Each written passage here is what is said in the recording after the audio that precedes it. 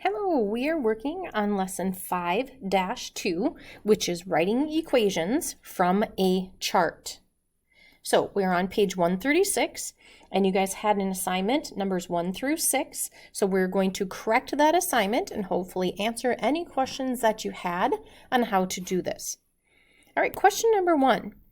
Jamie purchased a $20 bus pass.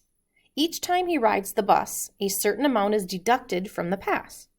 The table shows the amount, y, left on his pass after x rides. Graph the data and find the slope and y-intercept, then write the equation. So ultimately what we're trying to do is write the equation y equals blank x plus blank. So we need to find the slope, which they asked us to find, and the y-intercept, which they asked us to find.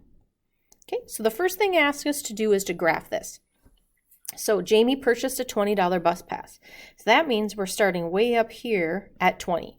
So that is what my y-intercept is. So I'm at 20. Now we have the point 4, 15. So 4, and let's see, that would be 14. So it's partway between, so not super accurate. 8, 10 would be right here at that point. 5, 12, 5, again, it's going to be between some points, and 16, 0. Okay, what that means is after 16 rides, there is no money left on the card. So we are not going to connect them because every time it comes down by a certain amount. Now there would be a couple more dots in between because we're missing rides, but we're not going to connect it. So at 1, halfway between these points, or 2, halfway between this, we'd have another point, and then there'd be 1 for 1. But we are not going to connect them. So we've got our y-intercept, but now we need our slope. So I am going to use ordered pairs here. So one ordered pair is 0, 20. A second ordered pair is 4, 15. Now remember, when we're doing slope, we put our y's on top. So I'm going to do 20 minus 15 and 0 minus 4. So 20 minus 15 is 5 and 0 minus 4 is a negative 4. So my slope is negative 5/4. And it totally makes sense that it's negative because we're spending money off of that card. So the amount of money on that card is going to go down every time. All right, question number 2. The table shows the temperature at different altitudes. This is a linear relationship. So they're telling us that this is going to be a straight line. Find the slope. Well, in order to find the slope, I need 2 ordered pairs. So one ordered pair I can use is that first one, 0, 59. And the one right next to it is 2,000. Wow, that jumped up quick. 2,051. So to find the slope, I'm going to take my y values and put them on top. So I'm going to do 59 minus 51 all over 0 minus 2,000. So 59 minus 51 is 8, and then I get a negative 2,000. Now, most of your calculators should be able to reduce this. So reduce your fraction. And remember, we're going to keep that negative on top. So it's going to be negative 1 over 250. So that's your slope. Negative 1 over 250. Now find the y-intercept. Now remember, to find the y-intercept, the x value is 0. Okay, so x is 0, and we have that right here. So my y-intercept is 59.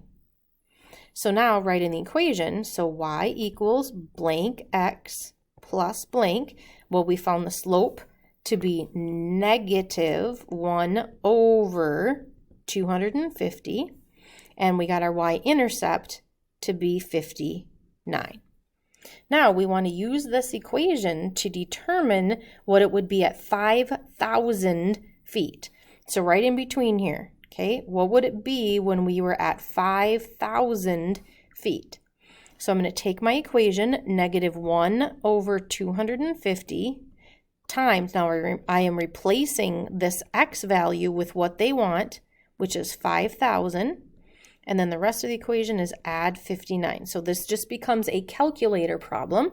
Negative 1 over 250 times 5,000.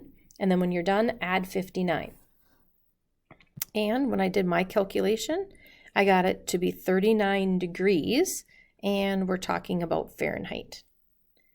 All right, number 6. Describe how you can use information in a table showing a linear relationship to find the slope and the y-intercept. Okay, well, the y-intercept is we're going to find the x value to be 0.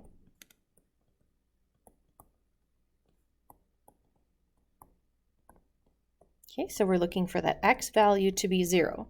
So to find the slope, what we're going to use is we're going to use 2 points. So every time, both examples, I used 2 points and the slope formula.